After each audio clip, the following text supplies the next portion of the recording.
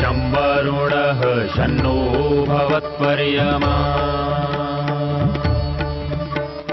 शन्न इन्द्रो बृहस्पतिः शन्नो विष्णुरुक्रमः ॐ शान्ति शान्ति शान्तिः।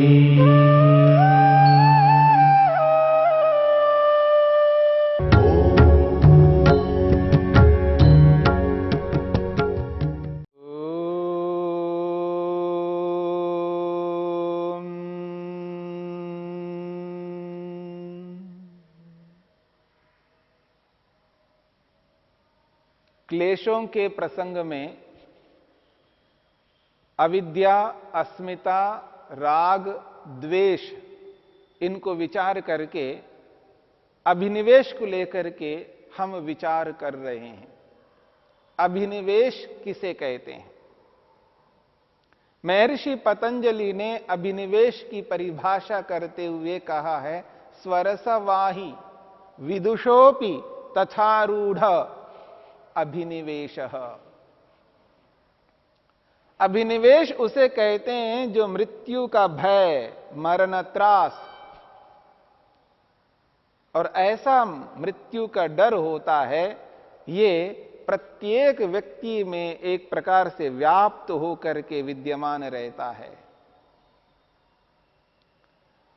विदुषोपि तथारूढ़ कहा है, अर्थात साधारण से साधारण व्यक्ति को भी मृत्यु का डर होता है, तो विदुषोपि विद्वान को भी, जो शाब्दिक विद्वान है, शब्दार्थ संबंध को जानने वाला है, तत्वज्ञान को प्राप्त नहीं हुआ है, केवल शब्दार्थ संबंध को ही जाना है। अर्थात ऐसा विद्वान जिसको विवेक वैराग्य नहीं हुआ है, ऐसा विद्वान जिसने समाधि नहीं लगाई है, ऐसा विद्वान जिसने आत्मा और जड़ वस्तु को पृथक पृथक अनुभव नहीं कर पाया है, विदुषोपि तथारूढ़, विद्वान को भी उसी प्रकार से आरूढ़ है। महर्षि वेदव्यास ने इसकी व्याख्या की।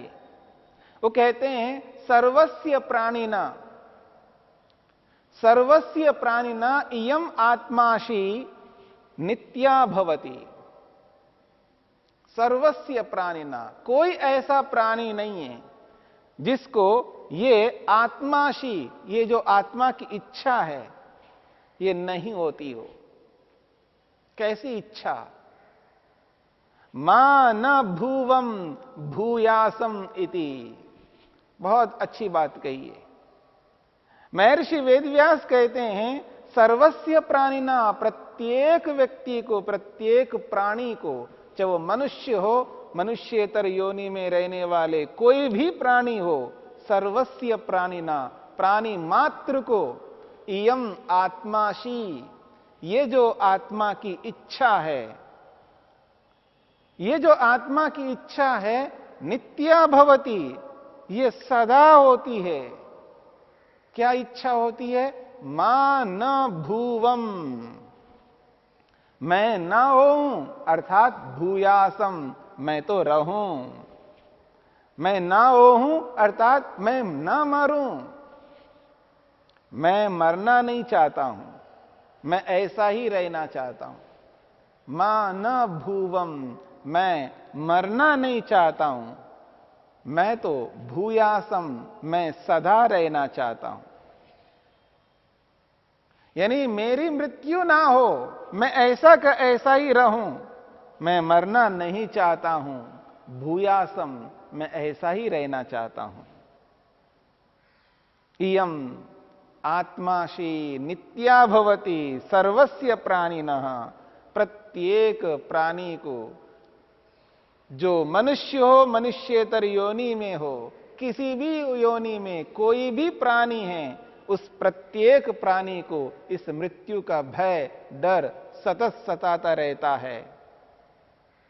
और प्राणी यही अनुभव करता है, मा न भूवम, ऐसा ना हो मैं मरूं, अर्थात मैं मरना नहीं चाहता हूं, भूयासम मैं ऐसा ही रहना चाहता हूं।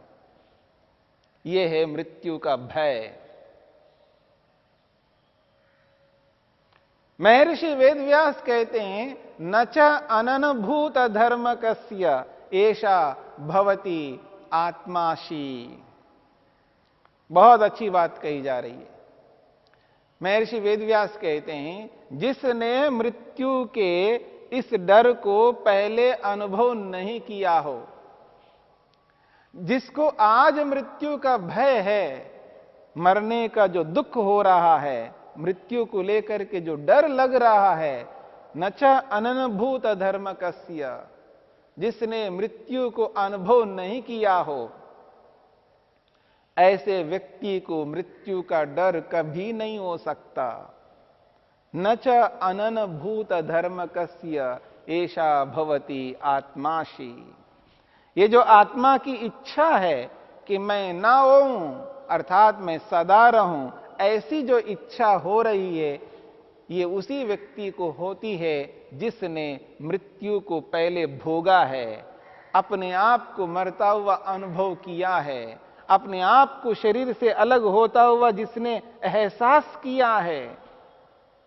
अगर ऐसा नहीं किया है तो कभी ऐसा हो नहीं सकता। महर्षि वेदव्यास कहते हैं एतया च पूर्वजन्मानुभव प्रतीयते। इस मृत्यु की इच्छा से न मरूं, ये जो मृत्यु से डर हो रहा है, मैं ना मरूं, मैं ऐसा ही रहूं, ऐसी जो इच्छा है, ये जो इच्छा है, ये जो आत्मा की अभिलाषा है कि मैं कभी ना मरूं, मैं ऐसा ही रहूं, ये अभिलाषा, ये जो इच्छा है, यही इच्छा व्यक्ति को पूर्व जन्मानुभव प्रतीयते, पूर्व जन्म को स्मरण कराता है। पहले इस जन्म से पहले उसने कभी इस मृत्यु के डर से युक्त रहा है, मृत्यु के दुख को उसने भोगा है, मरा है, उस मरने के समय में उस दुख को उसने अनुभव किया है। न च अननुभूत धर्म कस्य एषा आत्माशीर भवति। ये जो आत्मा की इच्छा है मैं ना मरूं, मैं ऐसा ही रहूं, ये तभी हो सकता है जब उसने पूर्व जन्म में अनुभव किया हो। यदि ऐसा अनुभव नहीं किया तो किसी को नहीं हो सकता। ये डर नहीं लग सकता। इसी का नाम अभिनिवेश है। इसका नाम अभिनिवेश है। यदि कोई ये कहे दूसरों को देख करके भी तो लग सकता है, दूसरे मरे हुए लोगों को देखता है व्यक्ति, मरते हुए लोगों को देखता है, मरे हुए लोगों को देखता है, सुनता है, पढ़ा है, लिखा है, पढ़े हुए के अनुसार, सुने हुए के अनुसार, दूसरों को प्रत्यक्ष देख करके व्यक्ति को भी लग सकता है। हां, लग सकता है। लेकिन जिसने ना तो प्रत्यक्ष किया हो, जिसको ना अनुमान से ज्ञात हुआ हो, जिसको ना शब्दों के द्वारा जाना गया हो, यानी शब्द प्रमाण के माध्यम से जिसने जाना हो, न पढ़ा लिखा है, पढ़ा लिखा नहीं है, शास्त्रों को पढ़ा नहीं है, किसी ने उसको नहीं बताया, न तो उसने अनुमान किया और न प्रत्यक्ष कभी देखा। महर्षि पतंजलि कहते हैं,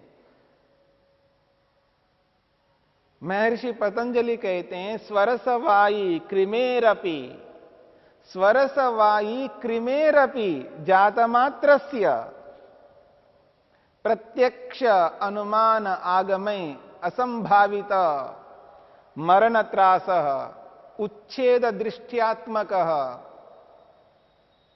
उच्छेद दृष्ट्यात्मक मरण दुखम अनुमापयति। वो कहते हैं कृमेरपि जातमात्रस्य, कृमि कहते हैं कीड़े को, अभी अभी जातमात्रस्य, अभी अभी उत्पन्न हुआ कीड़ा है, अभी उत्पन्न हुआ है और अभी अभी उत्पन्न हुए उस कीड़े को भी, जातमात्रस्य, अभी अभी उत्पन्न हुए कीड़े को भी ये मरण त्रास होता है, मृत्यु का डर होता है। और उसने ना तो प्रत्यक्ष किया है, उसको प्रत्यक्ष अनुभव ही नहीं हुआ है, अभी तो उत्पन्न हुआ है। उसने कहां प्रत्यक्ष किया है, कहां उसको दुख हुआ है ऐसा जिससे कि उसको डर लगे, और अनुमान भी नहीं कर सकता, और न शब्द प्रमाण के माध्यम से जान सकता है। वो तो कीड़ा है, वो तो एक जंतु है, कीड़ा है। ना तो उसको प्रत्यक्ष हुआ है और ना अनुमान से जान सकता और ना शब्द के द्वारा जान सकता। ऐसे उत्पन्न हुए कीड़े को भी, जो अभी अभी उत्पन्न हुआ है, उस कीड़े को भी मृत्यु का डर लगता है। कैसे? जब वो कीड़ा जब उत्पन्न होता है, उसके सामने कोई तिनका ऐसा लगाइए, कोई ऐसी स्थिति उसको लगाइए तो उसको पीछे हटना होता है, उसको डर लगता है। प्राणि विज्ञान के माध्यम से आप समझने का प्रयत्न करेंगे, उस अभी अभी उत्पन्न हुए कीड़े को भी मृत्यु का डर लगता है। कृमेरपि जातमात्रस्य, जो अभी अभी उत्पन्न हुए कीड़े को भी मृत्यु का डर हो रहा है, इसका मतलब ये है पूर्व जन्म को वो सिद्ध करवाता है। पूर्व जन्म में उसने मृत्यु के डर को भोगा है, मृत्यु को प्राप्त हुआ है, मरकर के अनुभव किया है उसने, उसका स्मरण कराता है। किसी भी जंतु को, किसी भी पशु को जो अभी अभी उत्पन्न हुआ हो, ऐसे किसी भी पशु के सामने जब व्यक्ति उसको मारने की चेष्टा करता है, उसको हानि पहुंचाने की चेष्टा करता है, उसको दुख पहुंचाने की चेष्टा करता है, उसको सताने का प्रयास करता है, तो वो भी डरते हैं। प्राणी मात्र डरता है, याद रखिएगा। प्राणी मात्र डरता है। इससे यह स्पष्ट होता है कि मृत्यु का डर उसने भोगा है।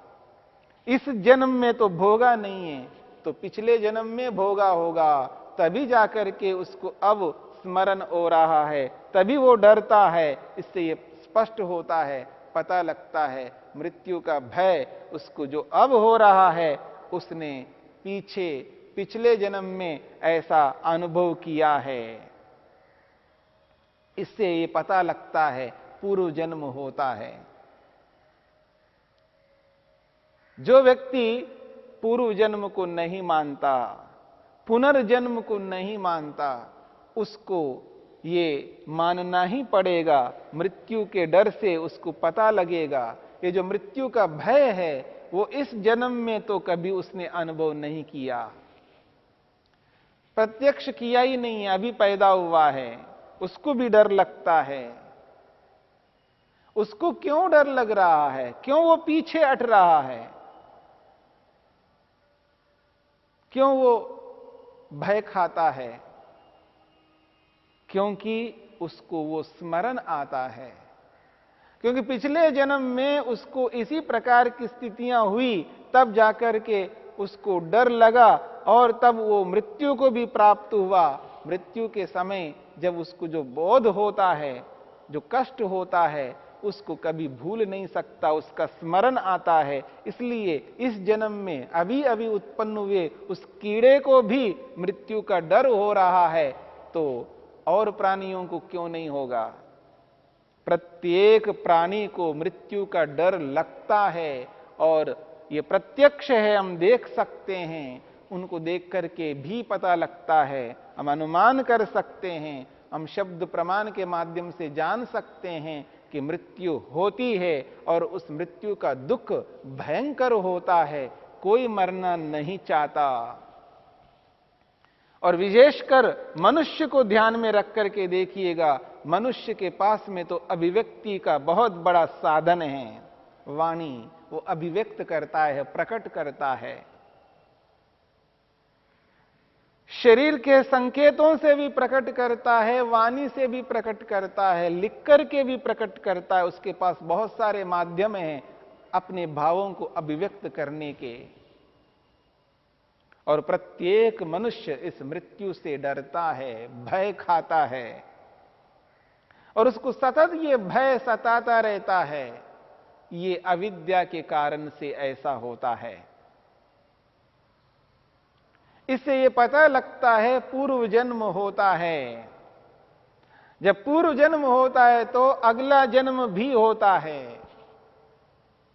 जब व्यक्ति को इस वर्तमान जन्म में ये एहसास हो रहा है कि पहले ऐसा मैंने अनुभव किया है, पहले इसी प्रकार दुखी रहा, इसीलिए आज मेरे को दुख हो रहा है, मृत्यु से डरता हूं मैं। इसका अभिप्राय यह है पूर्व जन्म भी था, आज वर्तमान तो है, तो अगला जन्म भी होगा। इसलिए पूर्व जन्म का अनुभव कराने वाला ये अभिनिवेश क्लेश आदमी को बहुत दुखी करता रहता है। और ये जो दुख है, मृत्यु का दुख, ये साधारण से साधारण व्यक्ति से लेकर के विशेष से विशेष व्यक्ति तक, जिसने विवेक को, वैराग्य को प्राप्त नहीं किया, जिसको समाधि नहीं लगी, जिसको आत्मा और परमात्मा का दर्शन नहीं हुआ, ऐसे व्यक्ति को मृत्यु का डर निश्चित रूप से होता है। कोई प्रकट करे, कोई प्रकट ना करे। हां, जिसने समाधि लगाई है वो तो डरता नहीं है। और एक न डरने वाला व्यक्ति वो होता है जो होश में नहीं रहता। मेरी बात को समझने का प्रयत्न करना। मृत्यु से न डरने वाले दो प्रकार के लोग होते हैं। एक योगी व्यक्ति होता है जिसको तत्वज्ञान हुआ है, विवेक वैराग्य हुआ है, जिसको समाधि लगी है, वो कभी मृत्यु से नहीं डरता, क्योंकि उसको पता है आत्मा नित्य है, कभी नहीं मर सकता। एक वो व्यक्ति होता है जिसको विवेक वैराग्य नहीं हुआ, जिसने समाधि नहीं लगाई, लेकिन उसके अंदर एक वो जज्बा है, वो निडरता है, आवेश के कारण से उसके अंदर आवेश है, किसी न किसी को लेकर के आवेश उत्पन्न करता है। कोई देश को लेकर के आवेश करता है, देश को बचाने के लिए, देश को यथावत बनाए रखने के लिए उसके अंदर एक जोश होता है। उस जोश के कारण से मर मिटने के लिए तैयार होता है, अपने आप को बलिदान कर देता है। वो व्यक्ति भी नहीं डरता मृत्यु से, क्योंकि वो जोश के कारण से होता है। लेकिन जहां पर विद्या होती है, उस विद्या में किसी प्रकार का डर नहीं होता है। और वहां पर भी जोश में व्यक्ति देश के लिए अच्छा कर्म करता है, देश को बचाने के लिए अपने आप को बलिदान देता है, पर वहां पर भी डर नहीं होता। इसका ये अर्थ नहीं है उस व्यक्ति को विवेक वैराग्य हो गया हो, उसको समाधि लगी हो। समाधि न लगने पर भी देश के लिए भी व्यक्ति अपने आप को बलिदान कर देता है, वहां पर भी डर नहीं होता, बाकी सबको डर होता है।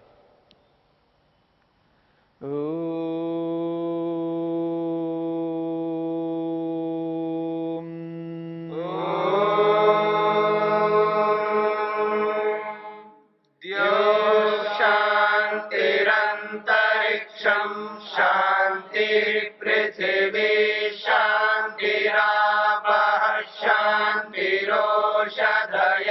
शांतिः वनस्पतयः शांतिर्विश्वे देवा शांतिर्ब्रह्म शांति सर्वं शांति शांतिरेव शांति शाम